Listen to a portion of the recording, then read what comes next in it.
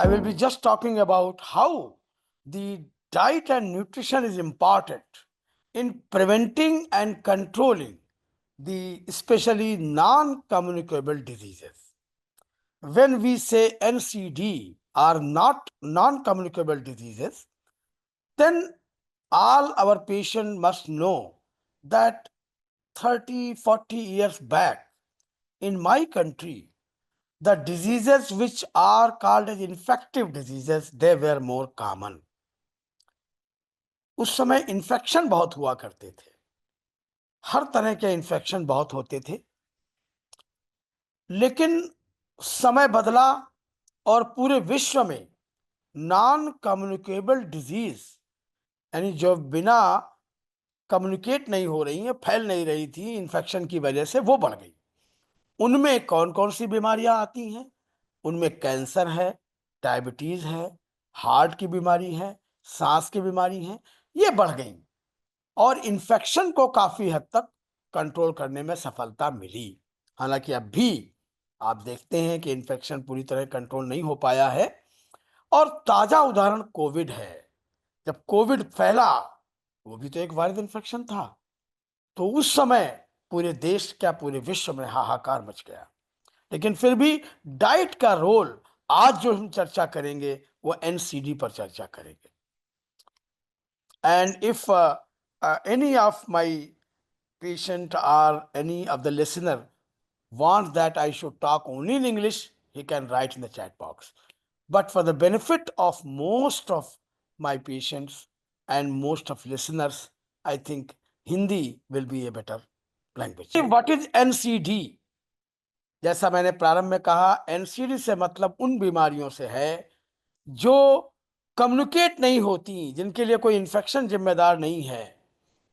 और आज के समय में ये बीमारियां बहुत ज़्यादा हैं पूरे वर्ल्ड में, हमारा कंट्री भी उसमें शामिल है, जिसमें कार्डियोवैस्कुलर डिजीज हैं और कैंसर हैं तरह तरह के, और रेस्पिरेटरी डिजीजेस हैं जिसमें सीओपीडी और आजमा आता है, और डायबिटीज इस समय की सबसे बड़ी बीमारी बन के उभरी है। हाइपरटेंशन, वो भी नॉन कम्युनिकेबल डिजीज है।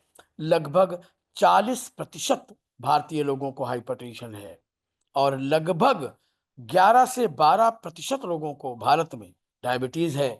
लगभग 12% और लोग हैं जिनको कि प्री डायबिटीज कंडीशन है। तो ये स्थिति हमारे देश की है। तो इस समय एनसीडीज, जिनको हम कलेक्टिवली एनसीडी कहते हैं, इनसे करीब 74% मौतें इन्हीं से पूरे विश्व में हो रही हैं। और मोर देन 3/4 यानी कि 86% डेथ जो है, करीब करीब करीब 17 मिलियन लोग हैं जो कि जिनकी डेथ हो गई अपने उम्र से पहले। जितनी उनकी लाइफ होनी चाहिए थी उससे पहले हो गई। 70 साल की उम्र तक पहुंचते पहुंचते उनकी डेथ हो गई। ऐसा क्यों हुआ? क्योंकि ये बीमारियां उनके अंदर थी। और ये ट्रेंड कहाँ ज्यादा देखा गया? लो एंड मिडिल इनकम कंट्रीज में देखा गया। अगर कुछ हमारे श्रोता इसमें उत्सुक हो जानने में, तो मैं बताना चाहूंगा, अगर मैं डायबिटीज की बात करूं तो एक हमारी संस्था है IDF, इंटरनेशनल डायबिटीज फेडरेशन। उस संस्था के अनुसार जो उसका एटलस निकलता है वो हमारा कोई भी मरीज देख सकता है अगर IDF की वेबसाइट पर जाएगा। तो 2022 का जो एटलस उपलब्ध था, हालांकि अब 23-24 का भी आ गया है, उसमें यह साफ दिखाया गया है कि डायबिटीज के बढ़ने की रफ्तार सबसे ज्यादा पूरे विश्व में साउथ अफ्रीका में है, जो कि लो इनकम ग्रुप के कंट्रीज हैं, अफ्रीकन कंट्रीज हैं, उनमें बहुत तेजी से डायबिटीज बढ़ रही है। दूसरे नंबर पर पूरे विश्व में जो कंट्रीज हैं जिनमें तेजी से डायबिटीज बढ़ रही है, उसमें हमारा एशिया आता है, बेसिकली साउथ ईस्ट एशिया। और सबसे कम रफ्तार बढ़ने की डायबिटीज जो है वो भी जानना बहुत जरूरी है, यूरोप और अमेरिका, जिनके अंदर डायबिटीज के बढ़ने की रफ्तार कम हो गई है। यह रफ्तार यूरोप में करीब करीब 12 से 15% बची है, जबकि जबकि अफ्रीकन कंटिनेंट में ये रफ्तार 140% के रफ्तार से बढ़ रही है। साउथ ईस्ट एशिया कॉन्टिनेंट में अगर हम बात करें तो ये रफ्तार डायबिटीज के बढ़ने की सबसे ज्यादा हमारे पड़ोसी देश पाकिस्तान में है। दूसरे नंबर पर बांग्लादेश है, तीसरे नंबर पर चाइना है, चौथे नंबर पर भारत है। साउथ ईस्ट एशिया में डायबिटीज के बढ़ने की रफ्तार की बात कर रहा हूं मैं। लेकिन हमारे देश की जनसंख्या बहुत ज्यादा है, तो डायबिटीज में हम नंबर 2 हैं पूरे वर्ल्ड में। ये छोटी सी जानकारी हमारे श्रोताओं के लिए थी। तो आगे बढ़ते हैं और ये जानने का प्रयास करते हैं कि नॉन कम्युनिकेबल डिजीज में और क्या इंपॉर्टेंट है। तो रिस्क फैक्टर्स क्या हैं एनसीडी के? रिस्क फैक्टर की अगर हम बात करें तो कुछ ऐसे रिस्क फैक्टर हैं जिनको हम बदल सकते हैं, जिनको हम मॉडिफाइबल रिस्क फैक्टर कहते हैं अपनी भाषा में, साइंस की भाषा में, जिनको हम बदल सकते हैं। और कुछ ऐसे रिस्क फैक्टर हैं जिन्हें हम बदल नहीं सकते, वो नॉन मॉडिफाइबल कहा जाता है। जैसे कि जेनेटिक, ये हम नहीं बदल सकते, माता पिता को रहा है, उनके पेरेंट्स को रहा है। इन्वायरमेंटल, इनको बदलना भी बहुत कठिन है। और इसी तरह से है एज, एज को हम बदल नहीं सकते हैं। तो ये नॉन मॉडिफाइबल रिस्क फैक्टर हो गए। और मॉडिफाइबल रिस्क फैक्टर वो हैं जिन्हें हम बदल सकते हैं। जैसे तंबाकू का प्रयोग, तंबाकू का प्रयोग कम कर देने मात्र से बहुत बड़ा परिवर्तन आएगा। और तंबाकू के विषय में ये बताना बहुत ज़रूरी है, जो कि शायद आपको पता हो या ना पता हो, हमारे देश में तंबाकू का प्रयोग 11 तरीकों से होता है।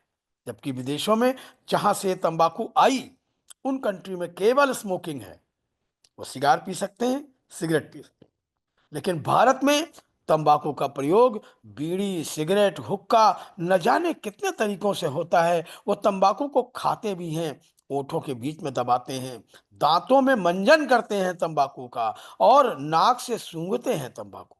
तो हमारे देश के लोग विचित्र तरीके से तंबाकू का प्रयोग करते हैं, और तंबाकू बहुत बड़ी समस्या बन करके हमारे देश में आ रहा है। जबकि इसका लिटरेचर देखेंगे तो आपको स्मोकिंग पर मिलेगा। खाने वाली तंबाकू, सूंघने वाली तंबाकू, मंजन करने वाली तंबाकू का उल्लेख कहीं नहीं मिलेगा, क्योंकि केवल हमारे देश में होता है। उसी तरह से फिजिकल इनएक्टिविटी, पिछले 50 सालों में भारत के अंदर फिजिकल एक्टिविटी लगभग खत्म हो गई है। ट्रांसपोर्ट के साधन बढ़ जाने की वजह से, और लोग अपना काम दूसरों पर छोड़ देने की वजह से, और ज्यादातर मोटराइज हो जाने की वजह से फिजिकल एक्टिविटी लगभग समाप्त हो गई है। ये एक बहुत बड़ा कारण है एनसीडी का। तीसरा कारण अल्कोहल। अल्कोहल का यूज बहुत तेजी से हमारे देश में बढ़ा है। और अभी भी आप अखबारों में पढ़ते होंगे कि जो देसी लिकर है, उससे कितनी बड़ी संख्या में लोग अब भी मर जाते हैं। और जिन प्रांतों में अल्कोहल पर पूर्ण प्रतिबंध है, वहां पर अल्कोहल और आसानी से उपलब्ध है। तो ये अल्कोहल का यूज भारतीय समाज में बहुत तेजी से बढ़ा है, और ये फैशन की तरह बढ़ा है। वो लोग भी अल्कोहल का यूज कर रहे हैं जिनकी आय बहुत कम है, बहुत गरीब हैं, और वो लोग भी यूज कर रहे हैं जो बहुत एफ्लुएंट क्लास में है। अनहेल्दी डाइट, ये बहुत बहुत बहुत इंपॉर्टेंट है। और दुर्भाग्य की बात क्या है, जो डाइट वर्ल्ड में सबसे अच्छी मानी गई एडीए की, जो अभी गाइडलाइंस आई और एडीए की रिसर्च में जो पाया गया, एडीए का मतलब अमेरिकन डायबिटीज एसोसिएशन है, उन्होंने अपनी रिसर्च में पाया कि नंबर 1 पर जो डाइट प्लान है वो मेडिटेरियन डाइट है, जो हमारे देश की डाइट से मिलती जुलती है, हमारे देश की पुरानी डाइट से मिलती जुलती है। दूसरे नंबर पर उन्होंने डैश डाइट को रखा, DASH डैश डाइट को रखा।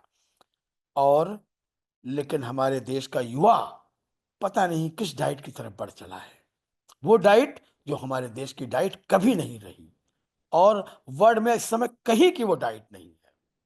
तो ये अनहेल्दी डाइट, और डाइट में 3 चीजें इंपॉर्टेंट हैं: क्या खाना है, कितना खाना है, और कब खाना है। केवल क्या खाना है जानने से काम नहीं चलेगा, कितना खाना है और कब खाना है। बहुधा डाइट की बात होती है तो यही समाप्त हो जाती है, क्या खाएं।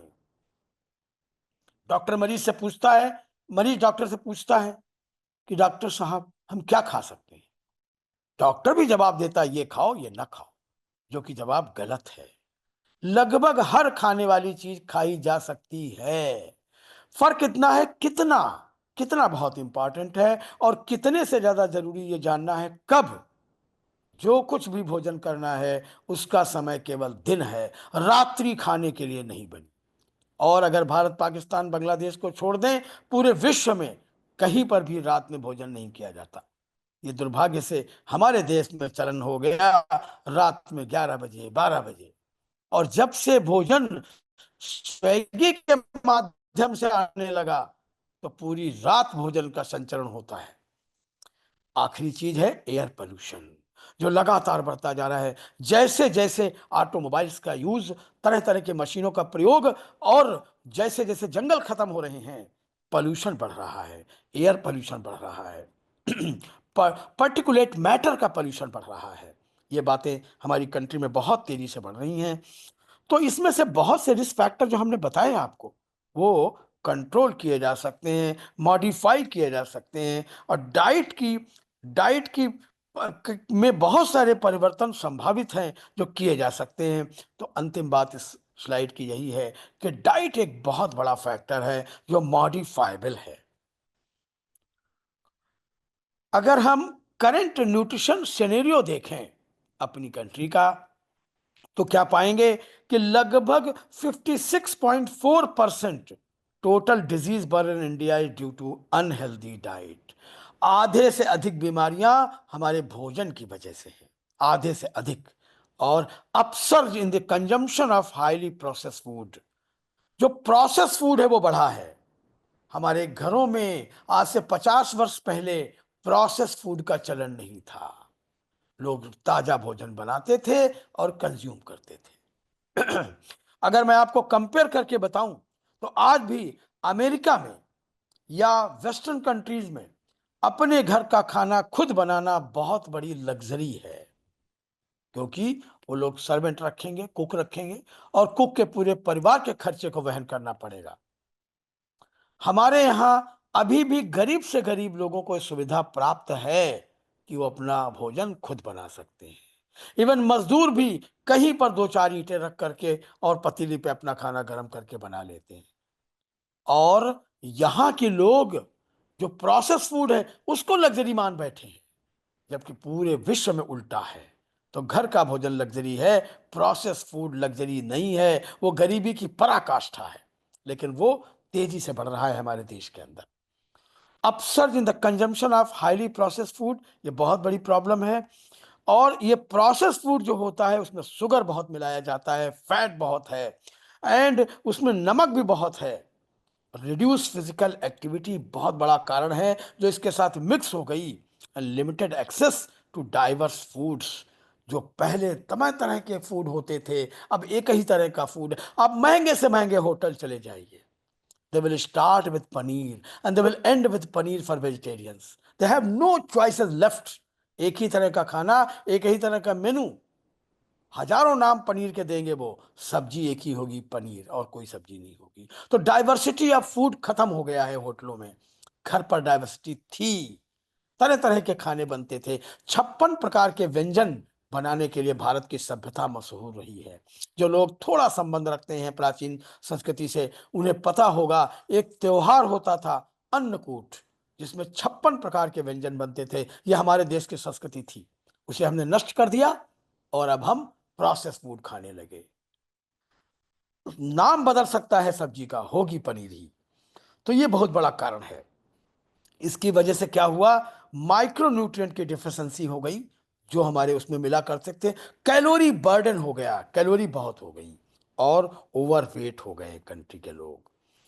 तो अगर हम क्रॉनिक एनर्जी डिफिशियंसी की बात करें हमारे एडल्ट्स में, तो 2016 का अगर हम डाटा देखें और 2021 तक में जाएं, तो मेन के अंदर जो क्रॉनिक एनर्जी डिफिशियंसी थी वो कम हुई है, फीमेल्स के अंदर भी कम हुई है। लेकिन ओवरवेट, ओबेसिटी, वो बढ़ी है। तो एनर्जी की डिफिशियंसी नहीं है, लेकिन वो एनर्जी किस फूड से मिल रही है ये इंपॉर्टेंट है। और हिडन हंगर बढ़ गया, यानी कि वो डिफिशियंसी बढ़ गई जो दिखाई नहीं पड़ती है, माइक्रोन्यूट्रिएंट्स की डिफिशियंसी बढ़ गई। हाइपरटेंशन देखिए उसी अनुपात में हमारी कंट्री में तेजी से बढ़ा। ये डाटा जो आपको दिखाई पड़ रहे हैं, ये डाटा केवल टिप ऑफ आइसबर्ग है। असली डाटा इससे बहुत ज्यादा है। डायबिटीज टाइप 2 की अगर हम बात करें, वो बहुत तेजी से बढ़ा 16 से 21 में, मेल फीमेल दोनों में बढ़ा। एब्डोमिनल ओबेसिटी, एब्डोमिनल ओबेसिटी के डाटा जो हमें सजेस्ट कर रहे हैं वो थोड़े से सेटिस्फाइंग हैं, पहले से कम हुआ है वुमेन और मेन में, अगर ये डाटा सही माने जाएं। एनएफएचएस 5 के डाटा हैं, 2021 के डाटा हैं। तो अगर हम इसमें देखें बैलेंस डाइट क्या होती है, इस पर अगर हम जाएं, उसके पहले हेल्दी डाइट, हेल्दी डाइट की बात कर लेते हैं। Healthy diet and physical activity can reduce A substantial burden of coronary heart disease. अगर हम डाइट सुधार लें और फिजिकल एक्टिविटी को बढ़ा लें तो हम कोरोनरी हार्ट डिजीज, जो हार्ट अटैक हो रहे हैं, आप देखिए इस समय हार्ट अटैक यंग लोगों में ज्यादा हो रहे हैं। अभी आपने खबर पढ़ी होगी कि सेकेंड ईयर फर्स्ट ईयर के लड़के जो एमबीबीएस करने आए थे, हेल्थ प्रोफेशनल बनने आए थे, और हार्ट अटैक से मर गए। जहां मैं प्रिंसिपल हूं वहां अभी एक लड़का पीडियाट्रिक्स में फर्स्ट ईयर का लड़का था, मात्र 31 वर्ष उम्र थी, एमआई से मर गया। अभी आज की खबर है, एक लड़की पीडियाट्रिक्स में वो भी थी, वो अपने पेशेंट्स को देख रही थी और डेथ हो गई हार्ट अटैक से। ये क्यों हो रहा है? बहुत बड़ा कारण है फिजिकल इनएक्टिविटी, डाइट और रातों की नींद का न पूरा होना। ये तीन बहुत बड़े कारण हैं। और नींद इसलिए नहीं कि नहीं पूरी हो रही काम की वजह से, इसलिए कि मोबाइल उन्हें सोने नहीं देता। तो जो लाइफ स्टाइल में परिवर्तन हुआ उससे हमारे युवा मर रहे हैं हार्ट अटैक से। वृद्ध लोग फिर भी बचे हुए हैं क्योंकि उनका डाइटरी पैटर्न दूसरा था। अब तो वो पिज्जा खा के जिंदा हैं, तो उनके अंदर दूसरे प्रकार के परिवर्तन हो रहे हैं। 80% टाइप 2 डायबिटीज के केसेस रोके जा सकते हैं अगर हम डाइट में और फिजिकल एक्टिविटी में, लाइफ स्टाइल में परिवर्तन कर दें, और significant proportion of pre mature death को रोक सकते हैं, बहुत से कैंसर को रोक सकते हैं। लेकिन ये हेल्दी डाइट है क्या? हेल्दी मील है क्या? हेल्दी फूड है क्या? Healthy meal includes generous amount of vegetables, बहुत सी सब्जियां, एडुकेट होल ग्रेन्स, पूरा का पूरा अनाज, दालें, beans, with modest portion of nuts, nuts हो सकते हैं, बीज हो सकते हैं, complimented by A selection of fruits, फल हो सकते हैं, प्लेन फर्मेंटेड योगर्ट, दही बहुत बढ़िया चीज है, and curd, it is free of added sugar and contains very minimum amount of amounts and is seasoned with minimal oil and fat, salt. ये सब चीजें बहुत कम होती हैं नेचुरल फूड में। तो अनप्रोसेस फूड लेना है, उसमें बहुत सारी सब्जियां हो, खूब सारी दाल हो। मैं अपने मरीजों से जो कहता हूं, यहाँ एक लाइन कहना चाहूंगा, मैं मरीजों से कहता हूं 85% भोजन आपका सलाद, सूप, दही, फल, सब्जियां और अंकुरित अनाज होना चाहिए। 15% जो बचा उसी में रोटी, बोटी और चावल होना चाहिए। बोटी का मतलब नॉनवेज, उसी 15% में होना चाहिए। अगर ऐसा कोई कर ले, मैं मरीजों से कहता हूं, गर्व से कहता हूं, अगर ऐसा कर लें तो मेडिकल कॉलेजेस बंद हो जाएंगे, डॉक्टरों की क्लिनिक बंद हो जाएगी, डॉक्टरों की आवश्यकता समाज में कम पड़ जाएगी। ऐसा अगर वो कर सकें, हेल्दी रहेंगे बिना डॉक्टरों के। what can make a healthy snack? Snacking के लोगों की बहुत आदत है। An ideal healthy snack consist of vegetables और fruit salads adorned with seeds or nuts topped with yogurt, additionally roasted or boiled beans, लोबिया, चिकन पी, ये मटर वगैरह, ये सब रोजाना की चीजें जो पहले हम खाया करते थे। अब क्या खाया जाता है? आप किसी रेस्टोरेंट में जाइए, किसी होटल में जाइए, जो वहां का स्नैक है वो कतई खाने योग्य नहीं है, अखाद्य पदार्थ, यही कहता हूं उसके लिए मैं। तो बैलेंस डाइट पर आते हैं। बैलेंस डाइट क्या है? एक बैलेंस डाइट अगर ली जाए प्रारंभ से तो बीमारियों से बहुत दूर रहा जा सकता है, बीमारियां करीब नहीं आएंगी, और कम से कम एनसीडी से तो बच सकते हैं। आईसीएमआर जो हमारी Indian council of medical research है, जो कि उसका national institute of nutrition dietary guideline जो आई हैं बैलेंस डाइट की, वो क्या कहती है? A balance diet fulfils all nutritional needs of the body. वो बैलेंस डाइट है जो हमारी आवश्यकताओं की पूर्ति कर सके। No single food can provide all the necessary nutrients. जिन लोगों का यह मानना है केवल मीट में सब कुछ है, केवल अंडे में सब कुछ है, केवल दूध में सब कुछ है, बिल्कुल न ध्यान न दें। सिंगल फूड कभी भी हमारी आवश्यकताओं की पूर्ति नहीं कर सकता। सिंगल फूड नहीं कर सकता है। ये बात पशु पक्षियों को भी पता है। जब उनके यहाँ एक ही तरह का फूड बचता है तो वो माइग्रेट कर जाते हैं। आप देखिए माइग्रेटिंग बर्ड्स, बर्ड्स साइबेरिया से हिंदुस्तान आ जाती हैं। जब उनके यहाँ खाने की कमी हो जाती है, अलग तरह का भोजन नहीं मिलता है, तो साइबेरियन क्रेन्स इंडिया आ जाते हैं, जिनको आप गंगा में देख सकते हैं, बनारस में देख सकते हैं, बहुत जगहों पर देख सकते हैं। तो ये परिवर्तन पशु पक्षियों को भी मालूम है। हम हिंदू हम जो ह्यूमन बींग्स हैं वो इससे दूर हो गए। वो क्यों ऐसा नहीं करना चाहते? ईश्वर जाने क्यों नहीं करना चाहते? एक ही तरह का स्नैक क्यों नहीं बार बार खाते रहते हैं? क्यों बदलाव नहीं करते? So this need to be obtained through judicious use of variety of foods। तो वैरायटी बहुत जरूरी है, अप्रोप्रिएट डाइटरी हैबिट्स बहुत जरूरी हैं, promote optimal growth and development. जो डाइटरी हैबिट है वो किस लिए? क्योंकि ग्रोथ और डेवलपमेंट हो, खासकर यंगस्टर्स में।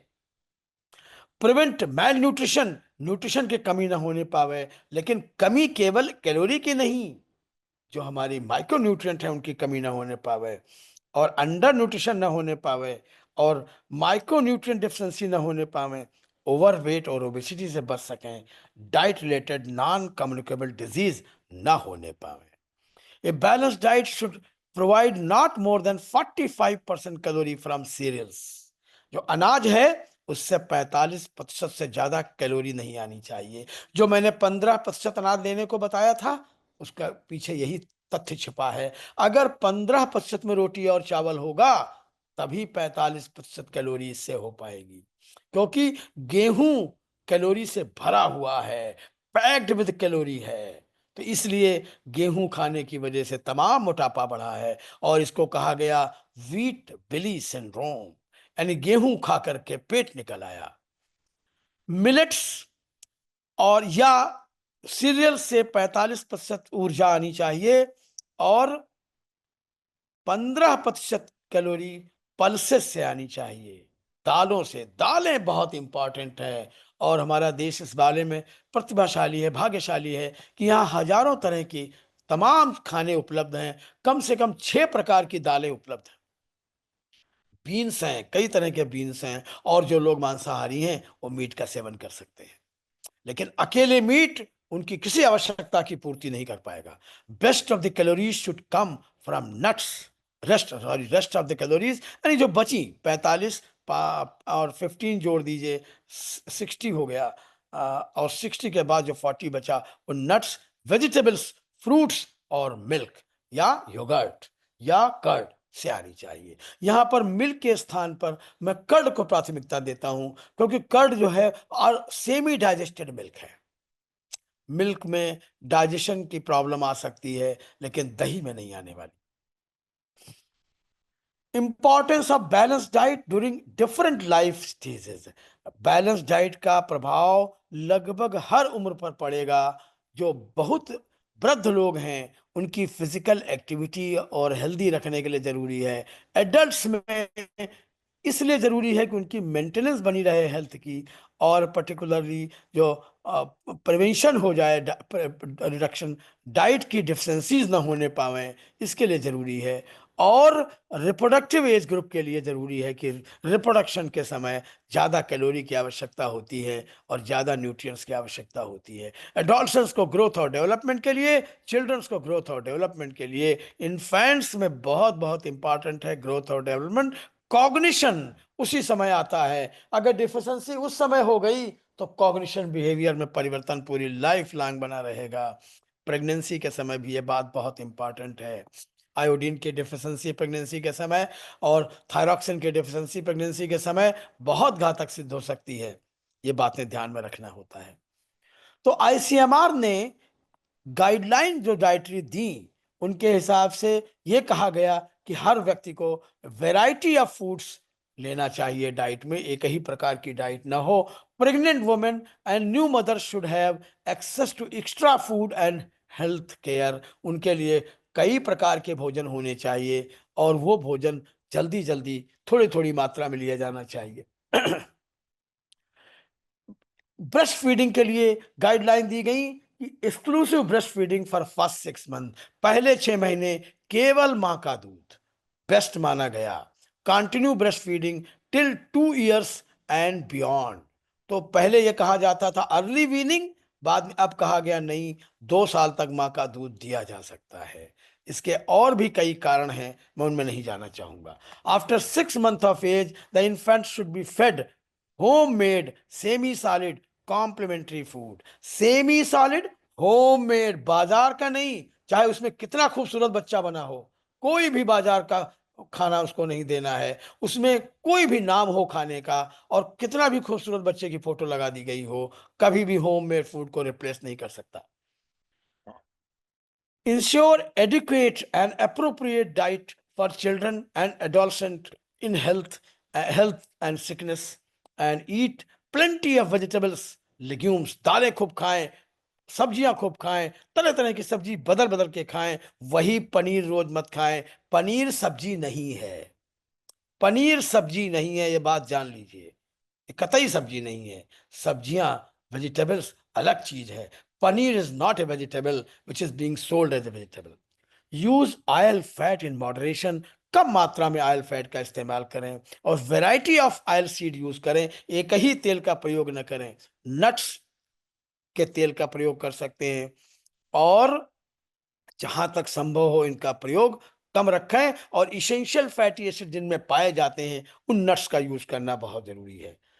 गुड क्वालिटी प्रोटीन लेना भी बहुत जरूरी है, जिसमें इसेंशियल अमीनो एसिड्स हो, और प्रोटीन सप्लीमेंट को अवॉइड करना है, क्योंकि प्रोटीन सप्लीमेंट किसी भी मसल को नहीं बना सकते, फोटो चाहे जितनी अच्छी लगा दी जाए। उसका कारण यह है कि प्रोटीन सप्लीमेंट अकेले मसल एक्टिविटी को रिप्लेस नहीं कर सकते। मसल एक्टिविटी होगी तो प्रोटीन डाइट से ले ही लेगी। Adopt a health lifestyle to prevent abdominal obesity. पेट निकलने से बचें, उसको दूर करने का हर प्रयत्न करें। और उसमें सबसे इंपॉर्टेंट जरूरी चीज जो मैंने आपको बताई थी वो यही है, समय से भोजन। रात्रि का भोजन पेट बाहर जरूर निकालेगा। B physically active, exercise regularly, restrict salt intake. नमक का प्रयोग अलग से न करें, दाल सब्जी में जितना नमक डाला गया उतना ही नमक बहुत है। सफाई के साथ भोजन खाया जाए और क्लीन करके बहुत ही सफाई के साथ उसका प्रयोग किया जाए। अप्रोप्रिएट प्री कुकिंग भी बहुत जरूरी है और कुकिंग भी बहुत जरूरी है। कुकिंग का मेथड बहुत इंपॉर्टेंट है, जहां तक हो सके रोस्ट करने से बचें और जलाने से बचें भोजन को, यह बहुत जरूरी है। पानी पीने के विषय में है, शुद्ध पानी पिए, अच्छा पानी पिए, साफ पानी पिए और अच्छी क्वांटिटी में पानी पिए। पानी के विषय में जरूर ध्यान दें। मिनरल वाटर और तमाम तरह के वाटर जो बाजार में बेचे जा रहे हैं उनकी कोई वैल्यू नहीं है, साफ पानी होना चाहिए बस। Alkaline water, mineral water, so many waters are being sold, उनकी कोई वैल्यू नहीं है। Minimise the consumption of ultra process food, इनको बिल्कुल हाथ नहीं लगाना है, चाहे जितना अट्रैक्टिव बोर्ड लगा हो, इनसे दूर रहना है। और priority nutrient rich foods in the diet of elderly people, अपने वृद्ध माता पिता जो बड़े हैं उम्र में, उनके लिए फूड थोड़ा डिफरेंट होना पड़ेगा और न्यूट्रिएंट रिच फूड देना पड़ेगा, क्वांटिटी कम रखना पड़ेगा। Read information on food level, जहां पैक्ड फूड लेना मजबूरी है, पैक्ड फूड अवॉइड करें, लेकिन जहां मजबूरी है वहां पढ़ लें कि इसमें क्या लिखा है। जब आप पढ़ेंगे तो पाएंगे जिसको आप फ्रेश फ्रूट जूस समझ के पी रहे थे उसमें शुगर के अलावा कुछ नहीं है। ये adequate qualities quantities of food from at least 5-7 food groups, जो कि यहाँ दिया हुआ है, जिनको हम कंज्यूम करना डेली चाहेंगे, डेली कंज्यूम करना बहुत जरूरी है। सीरियल्स एंड मिलेट्स, इनको हम rice, wheat, millets and other cereals, इनको लेना है, लेकिन ये ध्यान रखना है 45% से ज्यादा एनर्जी इनसे ना आए। पल्सेस बहुत जरूरी है, lentils, green grams, chicken P, rajma, cowpea, तमाम तरह की दालें हैं। हमारा देश डाइवर्सिटी से भरा हुआ है, दालों की कमी नहीं है। खाएं तो, और दालें खाना कतई न छोड़ें। अगर डॉक्टर भी कहे कि दाल मत खाइए, आपका यूरिक एसिड बढ़ा रहता है, बिल्कुल मत सुनिए। यूरिक एसिड के बढ़ने का संबंध दाल से बिल्कुल भी नहीं है। वो केवल एनिमल प्रोटीन से बढ़ता है, वेजिटेबल प्रोटीन से नहीं बढ़ता। वेजिटेबल्स खाने में बहुत मात्रा में होनी चाहिए। कोई वेजिटेबल किसी बीमारी में निषिद्ध नहीं है, जरूर लें। और nuts, oil seeds, oils and fats, इनके बारे में पीनट्स, वॉलनट्स, आलमंड्स, ये सभी लें। और थोड़ी मात्रा में इनको लेना चाहिए। हेजलनट सारे लिए जा सकते हैं, लेकिन मात्रा कम रहनी पड़ेगी। Green leafy vegetables, seasonal green leafy vegetables भारी मात्रा में लें। आजकल सीजन चल रहा है, आपको तरह तरह की ग्रीन लीफी वेजिटेबल्स मिलेंगी, बथुए से लेकर के और सरसों के साग तक बहुत कुछ मिलने वाला है। और डेयरी आइटम्स, मिल्क, कर्ड, इसमें कर्ड और बटर, बटर मिल्क, ये दोनों ज्यादा अच्छे हैं मिल्क के मुकाबले, लेकिन मिल्क लिया जा सकता है। Roots and tubers, they are very good. And इनको भी बीट रूट, रेडिश, कैरेट, ये आजकल सब मिल रहे हैं भारी मात्रा में। इनका स्वीट पोटैटो, ये सब लिए जा सकते हैं, और इनको अपने नाश्ते में शामिल करें, इनको रोज के भोजन में शामिल करें। पहले ये हमारे भोजन का पात्र थे, अब नहीं रह गए। और flesh foods, the marine fish, poultry and lean cut meat, जो लोग मांसाहारी हैं उन्हें ले सकते हैं, लेकिन इनका लेना आवश्यक नहीं है। जो लोग मांसाहारी नहीं हैं वो दुखी ना हो कि हाँ हम खराब खाना खा रहे हैं, नहीं, आप अच्छा खाना खा रहे हैं। स्पाइसेस एंड हर्ब्स, इसमें भी कई चीजें ऐसी हैं। हमारे जितने मसाले हैं वो दवाएं हैं, थोड़ी मात्रा में मसाले दवाएं हैं। और इन मसालों की वजह से ही हमारे ऊपर विदेशी आक्रमण हुए, और विदेशी यहां मसाला ढूंढते हुए आए, केरल के तट पर आए। केरल मसाले से भरा हुआ है। तो मसाले हमारे देश की शान है, और वो हमारे लिए दवाओं के समान है। ये फूड पिरामिड है, इसमें देखिए वही चीज दिखाई गई है। वेजिटेबल्स और फ्रूट्स ये सबसे नीचे हैं। इनकी मात्रा अच्छी तरह से होनी चाहिए। 400 ग्राम वेजिटेबल और 100 ग्राम फ्रूट, ये मात्रा होनी चाहिए। और सीरियल्स एंड, ये उसके बाद आते हैं, ये 250 ग्राम से ज़्यादा पर डे नहीं। और मिल्क कर्ड उसके ऊपर है, पल्सेस हैं, लिग्यूम्स हैं, ये सब हैं। और सबसे ऊपर नट्स वगैरह ये सब चीज़ें हैं, जिसमें फैट ऑयल खूब सारा है। तो इस पिरामिड का पालन अगर करेंगे तो निश्चित रूप, आईसीएमआर के द्वारा दिया हुआ है, यह हम लोग का व्यक्तिगत नहीं है, बहुत रिसर्च के बाद बनाया गया है कि 2000 कैलोरी लेने वाले एक व्यक्ति के लिए कितना भोजन इस तरह से होना चाहिए, इस पिरामिड के अनुसार ये इसमें दिया हुआ है। प्लेट आपकी कैसी हो, उस प्लेट में देखिए आधी प्लेट में फल सब्जियां हैं, फल हैं, सलाद है, यही सब चीजें हैं। बची हुई आधी में से क्वार्टर में दालें हैं, ये सब चीजें हैं। और बहुत थोड़ी मात्रा में हमारे सीरियल्स हैं। इस बात को ध्यान में रखना है। और बटर मिल्क जरूरी है, वो अलग रख दिया गया। प्लेट मेथड है, ये समझाने के लिए है कि प्लेट में हम अगर रखें, देखिए काफी अच्छी मात्रा में रॉ वेजिटेबल, सलाद, रायता, ये सब चीजें ज्यादा हैं। और उसके बाद कुक्ड वेजिटेबल, सब्जी, ये सब चीजें हैं, भाजी वगैरह है। और प्रोटीन, दाल, स्प्राउट्स, ये सब हैं। और थोड़ी मात्रा में रोटी है। 15% जो मैंने कहा था, वो बात इस पर लागू होती है। पॉइंट्स टू नोट, ये बड़ा इंपॉर्टेंट है। Choose a variety of foods, variety बहुत जरूरी है। इन अमाउंट्स अप्रोप्रिएट फॉर हर उम्र, जेंडर, फिजियोलॉजिकल कंडीशन के लिए अलग अलग ये मात्रा में लेना होगा। Use a combination of whole grain of cereals, बदलते रहें, दालें बदलते रहें, एक ही दाल रोज मत खाएं। दालों में पंचमेल दाल कर दें, 5 तरह की दालें साथ में मिला के बना सकते हैं, मिलेट्स के साथ यूज कर सकते हैं। फ्रेश खाना ताजा होना चाहिए। फ्रिज के अंदर का रखा हुआ खाना कतई उचित नहीं है। उतना ही बनाएं जितना कंज्यूम कर सकें। फ्रिज का आविष्कार बचे हुए भोजन को रखने के लिए नहीं किया गया था, उसका दुरुपयोग हो रहा है हमारे देश के अंदर। Include foods of animal origin such as milk, egg, meat and even curd, particularly for pregnant and lactating women. उन्हें चाहिए ये ज़्यादा मात्रा में कैल्शियम की पूर्ति के लिए चाहिए, और भी मिनरल न्यूट्रिएंट्स के लिए चाहिए। Choose nutrients rich food such as pulses, दालें, lean meat, fish, low fat milk for elderly. Elderly को दाल बहुत ज़रूरी है। जो लोग वेजिटेरियन हैं, बीन्स, दालें ये कर दें, और तरह-तरह के पीस हमारे यहाँ मौजूद हैं, उनको रखें। Develop healthy eating habit and exercise regularly and be physically active and avoid sedentary lifestyle। यहाँ बहुत जरूरी है भोजन का समय। भोजन का समय, देखिए 6 बातें भोजन के विषय में बताई जाती हैं जो बहुत ज़रूरी हैं। पहली, भोजन शाम को 7 बजे के पहले अंतिम भोजन हो जाए। दूसरी चीज़, जब भी भोजन करें, बैठकर करें। खड़े-खड़े भोजन नहीं करना चाहिए। खड़े होकर जानवर भोजन करते हैं, उनके 4 पैर हैं, हमारे 2 ही पैर हैं। बैठकर भोजन करें। आपको सामूहिक भोजन के लिए बुलाया जाए और वहाँ पर खड़े होकर भोजन की व्यवस्था हो, तो ज़मीन में बैठ जाएँ, लेकिन खड़े होके भोजन ना करें। और भोजन बहुत धीरे-धीरे करें, खूब चबा-चबा कर। 32 बार छोटा-सा कौर चबाएँ, क्योंकि 32 दाँत होते हैं, प्रत्येक दाँत को अवसर मिले, खूब सारी लार बने। जितनी लार बनेगी, उतना अच्छा भोजन पचेगा और उतना ज़्यादा भोजन एसिमिलेट होगा और उतना बेहतर आपका डाइजेशन रहेगा। तीसरी चीज़, भोजन जब भी करें, अपनी भूख का आधा भोजन करें।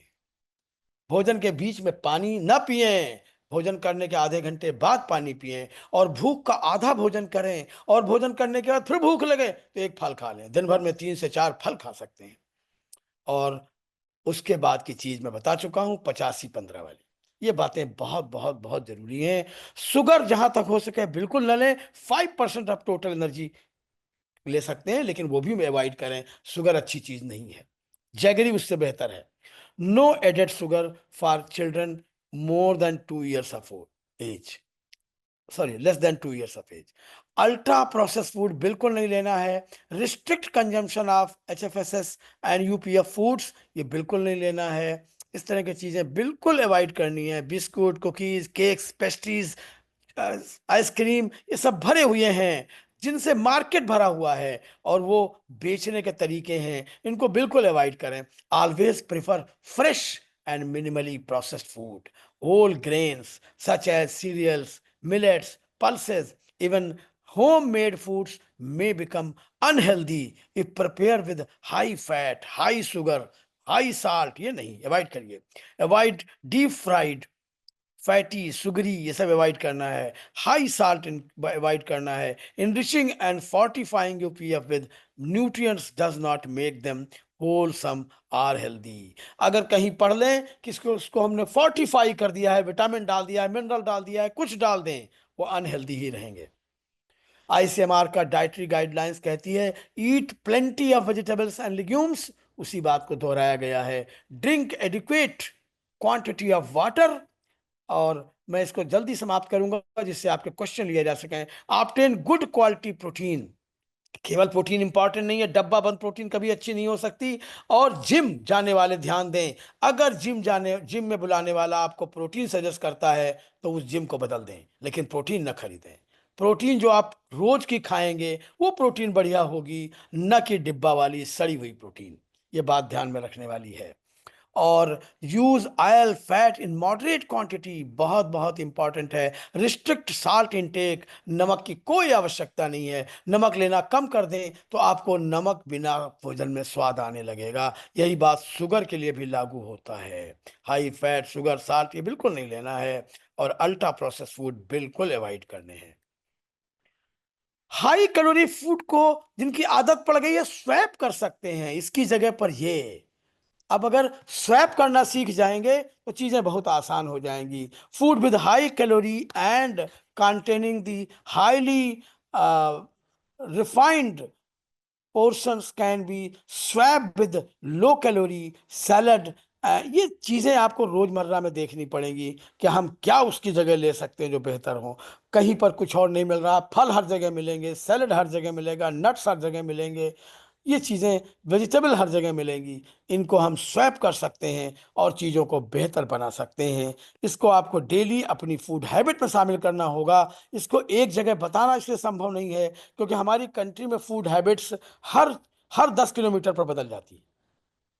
अवॉइड कार्बोनेटेड बेवरेजेस, चाहे उसमें कुछ भी लिखा हो, किसी भी फिल्मी सितारे को उसको पीते हुए दिखाया गया हो और रस्सियों पर चलते दिखाया गया हो, हवाई जहाज से कूद करके इनको पीते हुए दिखाया गया हो, लेकिन उसे केवल विज्ञापन मान के इग्नोर कर दीजिए, वो कतई इंपॉर्टेंट नहीं है।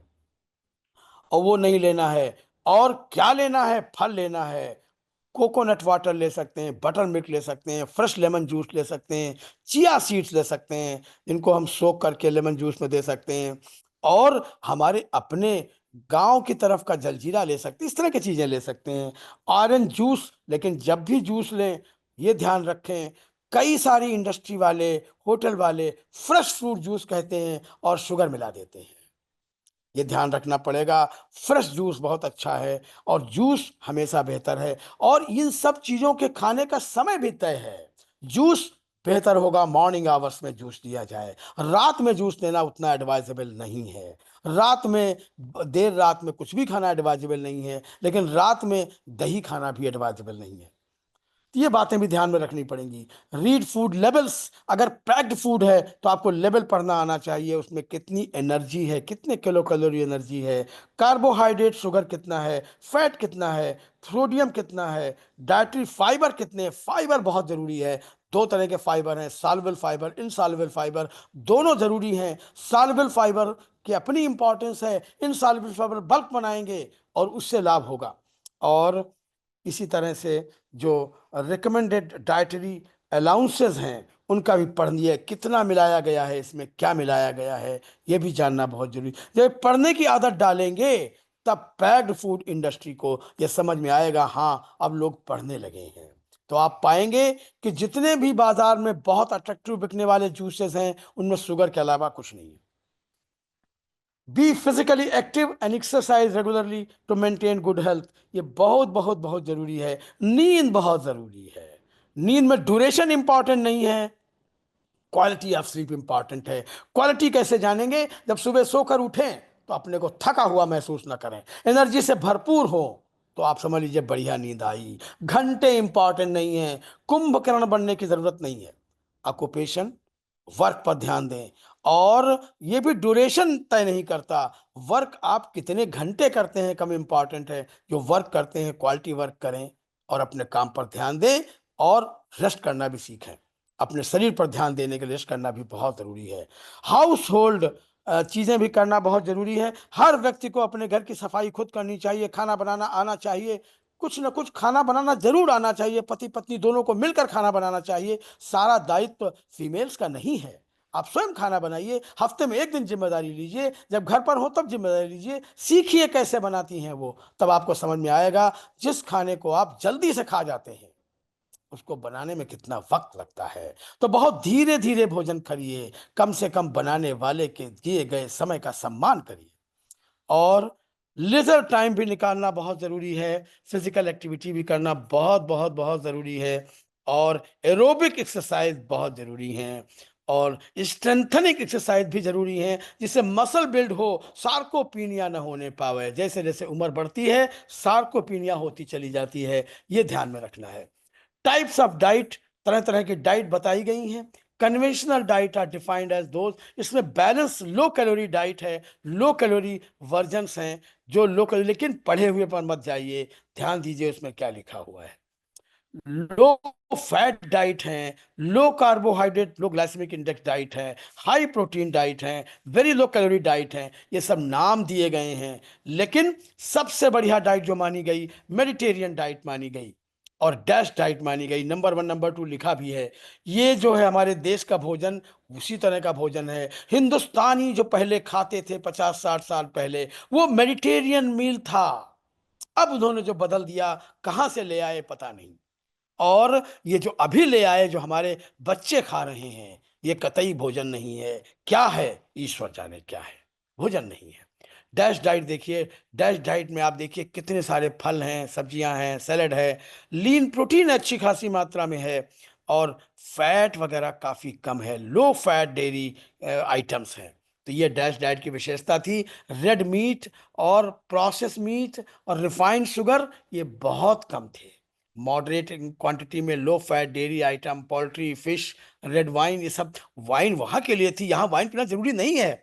डैश डाइट हमारी कंट्री की डाइट नहीं है, तो वहां पर उन्होंने वाइन शामिल किया था क्योंकि वहां अल्कोहल का पैटर्न है। तो इसका मतलब ये नहीं हर हिंदुस्तानी बियर पीने लगे और वाइन पीने लगे।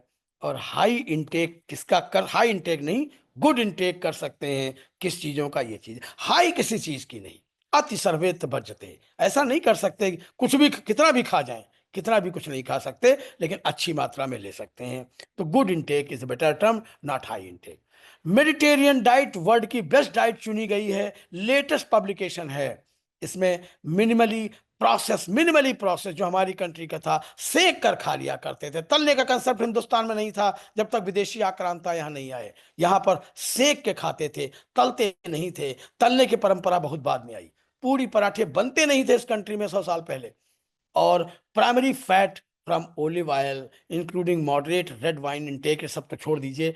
लो to moderate amount of fish कम रहता था। And very limited process food and added sugars, ये सब इंपॉर्टेंट चीजें हैं जो मेडिटेरियन डाइट में थी। हमारी डाइट उसके काफी करीब है। ये फल वगैरह वेजिटेबल वगैरह काफी अच्छी मात्रा में ले सकते हैं। और लो इंटेक करना है स्वीट्स का, शुगर्स का और रेड मीट का। ये बात बात पर जो लोग चॉकलेट खिलाने लगते हैं, इससे बचना है। और बात बात पर जो जिसका बेचारे का बर्थडे होता है उसको किलो भर केक खिला देते हैं, हर आदमी अपने हाथ से केक उसको खिलाता है। ठीक, ये अच्छी आदत नहीं है, इन्हें हमें बदलना होगा। हिडन डाइट डिरेलर्स क्या हैं जो हमारे पूरे पैटर्न को डिरेल कर देती है। अल्कोहल तो बंद ही कर देना है, बेकार चीज है, कोई फायदा नहीं है। और यहाँ फर्क कितना है, विदेशी में जो अल्कोहल लेते हैं वो एक पैक को लेकर के 2-3 घंटे पैक को हिलाते रहते हैं, पीते नहीं है, दिखाते ज्यादा है। हमारी कंट्री के लोग कहते हैं हम अल्कोहल लेते नहीं, और गाड़ी के अंदर मुंह डाल करके आधी बोतल खींच जाते हैं। ये बहुत बड़ा पैटर्न है जो चेंज आ गया, जिसकी वजह से अल्कोहल का बैड इंपैक्ट हमारी कंट्री में दिखाई पड़ रहा है। शुगर स्वीटन बेवरेजेस बहुत ही खतरनाक है, अल्कोहल से कम खतरनाक नहीं है। और कॉन्डिमेंट्स ये भी ठीक नहीं है। Snack food, junk food, candy, ये सब बेकार चीजें हैं। स्किपिंग मील्स अच्छा नहीं है। स्किपिंग, कोई कहता है, मरीज कहते हैं डॉक्टर साहब हम दिन भर में एक बार खाना खाते हैं। जो एक बार खाना खाएगा वो भैंस के बराबर खाना खाएगा, भैंस हो जाएगा, बफेलो हो जाएगा। और जो चिड़िया की तरह दिन भर चुगेगा वो बहुत अच्छी हेल्थ पाएगा। धीरे धीरे, थोड़ा थोड़ा करके कई बार खाइए, एक बार में पूरा खाना खाने का प्रयास मत करें। जो दिन में एक ही बार खाएगा वो थोड़ा नहीं खा सकता, वो ज्यादा ही खाएगा।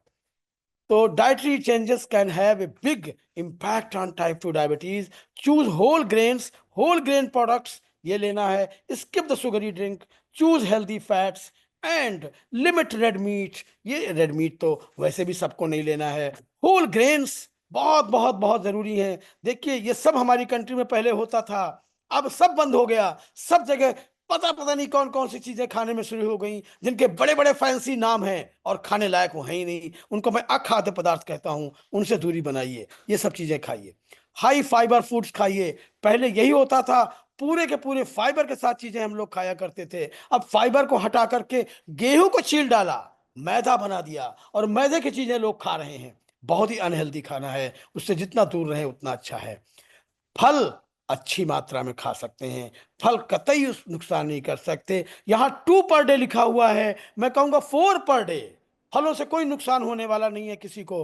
फल खूब खाइए। हम लोग हंटर्स और गैदरर्स थे। जब हम लोगों की मानव सभ्यता की शुरुआत हुई तो या तो इकट्ठा करके फल खाते थे या शिकार करते थे। और हम लोग तब खेती नहीं करते थे, प्रोसेस फूड नहीं खाते थे, इसलिए उस समय बीमारी नहीं होती थी। तो फल खूब खा सकते हैं, कोई दिक्कत नहीं है। अपने फल आप अपने भोजन के साथ कर सकते हैं, उसे मिलाकर कर सकते हैं।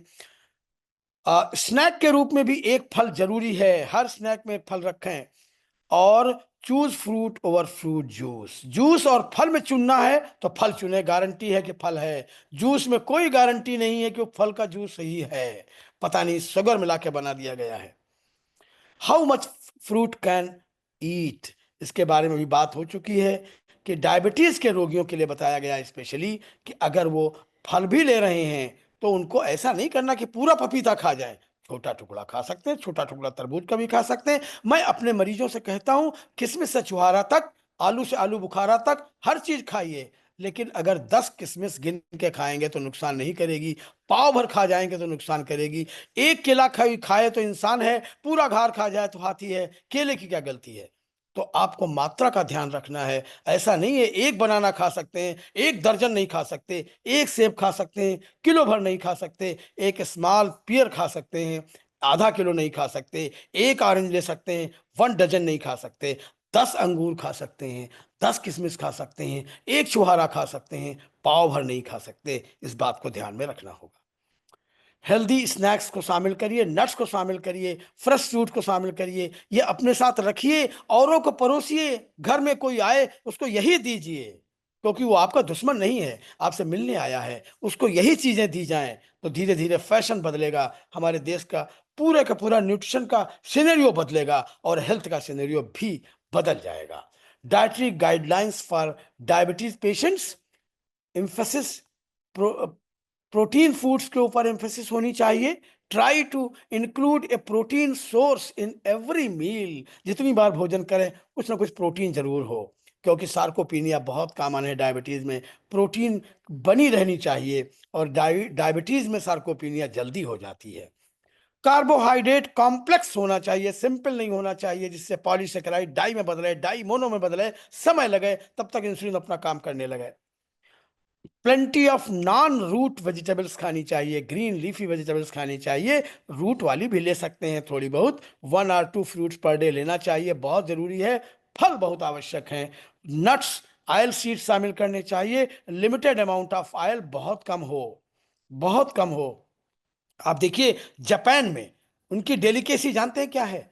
डेलिकेसी उनकी कच्ची भिंडी है। आइए, कच्ची भिंडी उनकी डेलिकेसी है जापान की, और जापान की लॉन्गेविटी मशहूर है। तो अपने भोजन में परिवर्तन करिए, फिर देखिए क्या होता है। Avoid foods rich having sugar वगैरह, ये सब नहीं लेना है, बिल्कुल नहीं लेना है। और शुगर, जैगरी, हनी कुछ भी नहीं लेना है, सब मूर्खता की चीजें हैं, इनको खाने की कोई जरूरत नहीं है। चाहे वो केक हो, चाहे वो ये चॉकलेट हो, इन सबको बिल्कुल भी नहीं लेना है। वेट मैनेजमेंट की है, उसके टिप्स क्या हैं? जो मैंने आपको 6 बातें बताई थी, वो इसके टिप हैं। वजन 3 से 4 किलो कम होगा, जो मैंने 6 बातें बताई थी उनको माने। रात में भोजन न करें, थोड़ा भोजन करें एक बार में, और 85% भोजन सलाद, सूप, दाल, दही, सब्जी, फल हो। 15% में रोटी वगैरह हो सकती है, रोटी और चावल या बोटी हो सकती है। ये ध्यान रखें तो वजन निश्चित रूप से कम होगा। मेंट हार्ट हेल्थ के लिए भी लगभग वही चीजें हैं। गाइडलाइंस अकॉर्डिंग टू बॉडी बदल गई हैं, लेकिन फूड एक जैसा है, क्योंकि हार्ट के डिजीज, डायबिटीज, ये सब एक ही तरह की बीमारियां हैं, मेटाबॉलिक डिजीजेस हैं। इनमें कोई बहुत बड़ा परिवर्तन नहीं है। उन्हीं बातों को बार बार लिखा गया है, लेकिन आपको उन्हीं 6 बातों का ध्यान रखना है, चाहे वो एचए की गाइडलाइन हो या किसी भी संस्था की गाइडलाइन हो। हमारे देश में हमारे पूर्वज उनको उनसे बेहतर जानते थे, लेकिन हमने उन्हें विस्मृत कर दिया, उसकी सजा हम भुगत रहे हैं। Fruits and vegetables for heart health, they are again very important. Heart benefit, leafy greens, vegetable, diverse colors, अलग अलग कलर की सब्जियां, अलग अलग कलर के फूड, ये सब बहुत जरूरी हैं। इनको लेना है, अलग अलग तरह के फूड्स हो, अलग अलग तरह की सब्जियां हो, ये बहुत जरूरी हैं, इनको लेना है, और इसी हिसाब से आपको आगे बढ़ना है।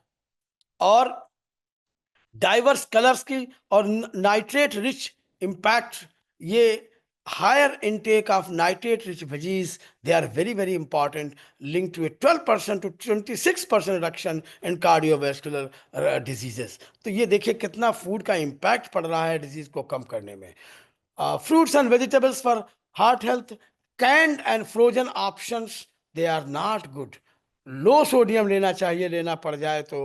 एंड हार्ट हेल्दी फ्रूट्स लेना। Focus on fresh fruits like berries, apple, oranges, bananas, mangoes, guava and papaya. And process fruits, इनमें तो मैं कहूँगा कि लेने की कोई ज़रूरत नहीं है, they are not good option. Eating a variety of coloured fruits is very good. And हमारे कंट्री में देखिए हर कलर फूड अलग अलग मौसम में आता है, तो मौसमी फल लेना बहुत बहुत ज़रूरी है। होल ग्रेन्स जिनमें फाइबर रिच हो वो लेना ज़रूरी है, और रिफाइंड अवॉइड करिए, होल ग्रेन लीजिए। और रिकमेंडेड होल ग्रेन्स, बहुत होल ग्रेन्स ब्रेड, ये ज़्यादा बेहतर हैं बजाय कि मैदे के, इनको ध्यान रखना है। प्रोटीन के बारे में फिर वही बात लागू होती है, दालें और नट बहुत अच्छे हैं। ऑयली फिश ठीक है, जो लोग फिश लेते हैं उनके लिए। और लीन मीट, 95% लीन ग्राउंड बीफ, पोर्क, ये सब जो लोग खाते हैं मांसाहारी हैं उनके लिए है। लेकिन बेटर हेल्थ के लिए प्रोसेस मीट वहां भी मना है। Non fat low fat dairy, इसमें भी देखिए आप ध्यान दीजिए तो लो फैट डेयरी ऑप्शंस बहुत सारे उपलब्ध हैं, उनको लेने पर ध्यान होना चाहिए। और नॉन फैट ऑप्शंस भी उपलब्ध हैं, उन पर ध्यान होना चाहिए। And the we should know that unsaturated fat and oils, they are good options, and replace saturated fats, healthy oils for cooking, and polysaturated fats, mono unsaturated fats, they are options. And we should know that what fat we should choose if at all we are using it, and that also in low quantity. Dietary advice for weight management. Again, the same things are being repeated. I have said to you that the six formula which I gave to you is a good option to decrease weight. High calorie vegetables and fruits to be restricted for overweight and obese subjects जिनका वजन पहले से ज़्यादा है, वहाँ high calorie चीज़ें avoid करनी है। बॉडी वेट कम करने के लिए जरूरी है कैलोरी इनटेक कम हो और वो चीजें ली जाएं जिनसे हम तेजी के साथ वजन गेन नहीं कर रहे हैं, उनको लिया जाए। Patient counselling tips: do not drink your calories except for milk. Milk के अलावा और कोई पीने वाली चीज कैलोरी नहीं होनी चाहिए। ट्रैक योर फूड इनटेक, ये ध्यान रखिए कितना खाया आपने, कब खाया। Limit the extras to 200 calories per day, मैं तो कहूँगा और कम कर दें, एक्स्ट्रा कोई अच्छी चीज़ नहीं है। इंक्रीज वाटर इनटेक और make non starchy vegetables the star of your plate, non starchy vegetable, and limit the restaurant meals to the once a week, even that can be even choosy one, or the things you choose should be like your taste. Importance of healthy diet बहुत important है sugar control के लिए, cholesterol blood pressure control के लिए, वजन control करने के लिए, इन्फ्लेमेशन कम करने के लिए और हार्ट अटैक से बचने के लिए ये बहुत बहुत ज़रूरी है। टू समराइज, होल फूड खाने चाहिए, प्रोसेस फूड नहीं खाने चाहिए और हेल्दी फैट ले सकते हैं लेना चाहें तो। कंट्रोल कार्ब्स, कार्ब में कॉम्प्लेक्स कार्बोहाइड्रेट ले सकते हैं थोड़ी मात्रा में। रिफाइंड शुगर बिल्कुल नहीं लेना है। लीन प्रोटीन लेना है, कोशिश करनी है कि प्लांट बेस्ड प्रोटीन हो, बेस्ट है। Limit sodium and sugar, limit जितना कर सकें उतना अच्छा है। पोर्शन कंट्रोल बहुत इंपॉर्टेंट है। And time of your meal, time is again very very important fact, वो बहुत जरूरी चीज है। रात का भोजन आपके लिए विष के समान, चाहे जैसा लिया जाए वो विष के समान है। So thank you very much.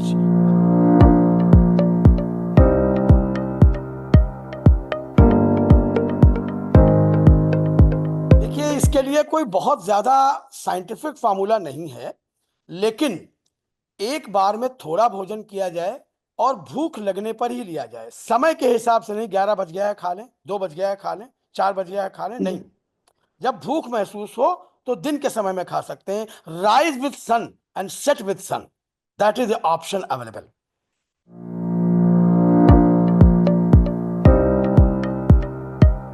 या मैंने जैसे पहले भी कहा कि हेल्दी लाइफ स्टाइल की जरूरी है जब कम से कम ओवरनाइट 12 से 14 घंटे लीवर को आराम मिलना चाहिए। लीवर हमारी फैक्ट्री है, उसी में सब कुछ हो रहा है। अभी क्या हो रहा है, 11 बजे 12 बजे रात तक लोग खाना खा रहे हैं, सुबह फिर शुरू हो जा रहे हैं 7 बजे, तो लीवर को आराम ही नहीं मिल रहा है, ओवरवर्क कर रहा है लीवर। तो 12 से 14 घंटे ओवरनाइट फास्टिंग, दिन में नहीं नाइट में फास्टिंग होनी चाहिए।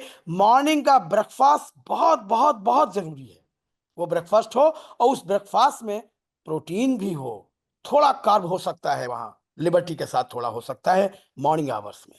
इवनिंग में कार्ब नहीं, बहुत कम। और जो ब्रेकफास्ट हो उसमें फ्रूट्स हो, वेजिटेबल्स हो, जूसेस हो सकते हैं, योगर्ट हो सकता है, और उसमें कार्ब भी हो सकता है। थोड़ा वैरायटी हो, एक ही तरह का नाश्ता पर डे ना हो, अलग अलग दिन अलग अलग तरह का नाश्ता करें, ग्रीन लीफी वेजिटेबल्स शामिल करें। और तमाम मिलेट्स हमारी कंट्री में हैं, मिलेट्स को कार्ब के साथ मिला दें तो बहुत बढ़िया खिचड़ी टाइप की चीज बन सकती है। अपने अपने टेस्ट से लोग डेवलप कर सकते हैं। अगर आमलेट खा रहे हैं तो वेजीज मिला दें तो वेजी आमलेट हो जाएगा। इस प्रकार की चीजें कर सकते हैं। और साथ में अगर ऑफिस गोइंग हैं तो अपने साथ टिफिन जरूर ले जाएं। वहाँ की कैंटीन पर डिपेंडेंट न रहें। और मैं तो कहूँगा अगर 8:30-9 बजे आपने नाश्ता कर लिया है तो 1 बजे आपका भोजन हो जाना चाहिए। अपने हेल्थ के साथ कोई भी खिलवाड़ न करें। 1 बजे समय निकालें अपने लिए, भोजन करें और धीरे धीरे भोजन करें, खूब चबा चबा कर भोजन करें। जितनी अधिक लार बनेगी उतना ज्यादा भोजन अच्छी तरह से डाइजेस्ट होगा। और लार के अंदर जो एंजाइम है, हार्मोन है, वो हमारे हाइपोथैलेमस को बता देते हैं कि आंतों में भोजन आने वाला है। वो तैयारी कर लेते हैं। और जो लोग अजगर की तरह निगल जाते हैं उनकी आंतों को पता ही नहीं चल पाता है कि भोजन आने वाला था, ये क्या हो गया, कहां से आ गया। और दांतों का उपयोग न करने के कारण मुझे भय है आने वाली नस्लों के दांत होंगे कि नहीं होंगे। जैसे वर्मी फार्म अपेंडिक्स खत्म हो गई, आज नहीं है, बहुत थोड़ी हो गई। हमारे पूर्वजों में बहुत बड़ी बड़ी होती थी। तो वेजीज से हम परिवर्तित हो गए। लंबी आंत हमारी इसलिए है कि हम वेजिटेरियन हैं, उसको हमने परिवर्तित किया तो वहां परिवर्तन हुए। तो दांतों से प्रयोग नहीं करेंगे। आप सोचिए हम लोगों के पूर्वज या हम लोगों के फोरफादर्स या हम लोगों की उम्र के लोगों ने गन्ने को चूसा है, रा शुगर केन को यूज किया है। आज के बच्चे यूज करके दिखा दे, दांत बाहर आ जाएंगे। जबकि तब टूथपेस्ट नहीं था, कुछ भी नहीं था। एक अभी स्टडी मैंने पढ़ी लेटेस्ट, उन्होंने देखा कि जो दातौन हम किया करते थे, नीम की दातौन, तो नीम की दातौन चबाने से ओरल हाइजीन में क्या परिवर्तन हुआ। ओरल बैक्टीरिया बदल गए, माइक्रोम बदल गया, बैक्टीरिया का जो बैक्टीरिया हमारे लार में होने चाहिए उनमें परिवर्तन हो गया। ओरल हेल्थ का इससे बढ़िया काम कोई नहीं हो सकता। ये टूथपेस्ट जितने आ गए इन्होंने हमारे इनेमल को नष्ट कर दिया। तो खाने में ये चीजें बहुत जरूरी हैं, इनका ध्यान रखें। जितना रा यूज कर सकते हैं, फाइबर यूज कर सकते हैं, उसको यूज करें। और रात का भोजन जल्दी कर लें।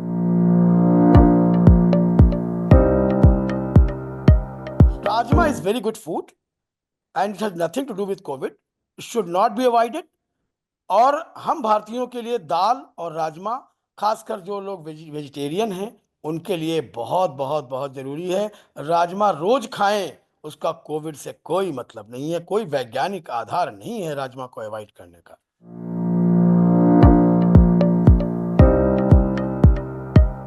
गेहूं छोड़ दें, मिलेट खाएं। मिलेट में ग्लूटेन नहीं है, मिलेट इज ग्लूटेन फ्री। गेहूं में ग्लूटेन सबसे ज्यादा मात्रा में है। और गेहूं में रेस्टिन एक प्रोटीन और है जो कि हमारी भूख को बढ़ा देती है। गेहूं ने हमें खाना सिखाया, बार बार खाना सिखाया और खाना सिखाया। और उसी की वजह से हम मोटे हो गए। 1962 के पहले हमारे देश में गेहूं नहीं था, बहुत कम था। लाल रंग का गेहूं अमेरिका से आता था, बहुत खराब हालत में, पीएल 480 योजना के अंतर्गत। 62 के बाद, 65 के बाद ग्रीन रिवॉल्यूशन हुआ और भारत गेहूं का कटोरा बन गया। इतना गेहूं पैदा हुआ कि आज आप देखिए 70 मिलियन लोगों को 2020 से मुफ्त राशन दिया जा रहा है और एफसीआई के गोदाम खाली नहीं हुए। तो ज्यादा अन्न होने की वजह से बीमारियां हों।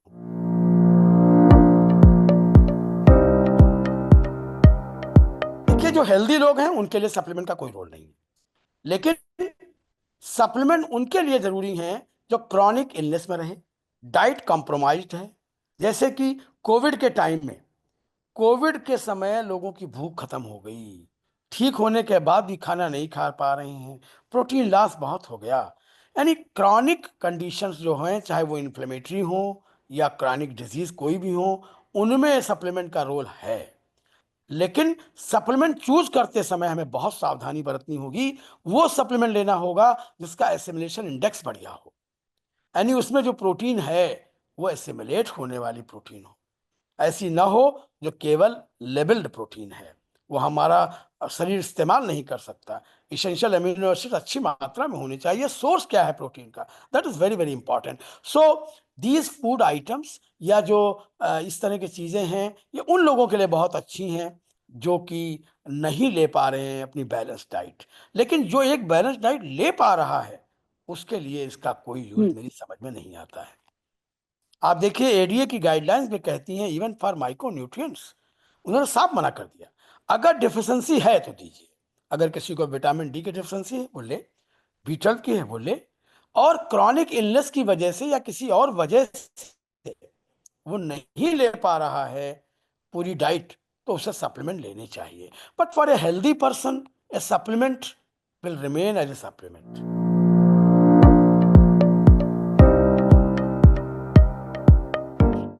हाइपरटेंशन में जैसे मैंने बताया, हाइपरटेंशन और डायबिटीज में लगभग एक जैसा है, डाइट लगभग एक जैसी रहती है। थोड़ा सा और ध्यान देना होगा उसको अपने ऑयल्स के ऊपर, एथेरोस्क्लेरोसिस के ऊपर और ध्यान देना होगा, और थोड़ा सा ध्यान देना होगा नमक के ऊपर और ज्यादा। साल्ट में पोटेशियम हो, कैल्शियम हो, मैग्नीशियम हो, सोडियम कम हो। Low sodium, high calcium, high magnesium, high potassium, that should be taken.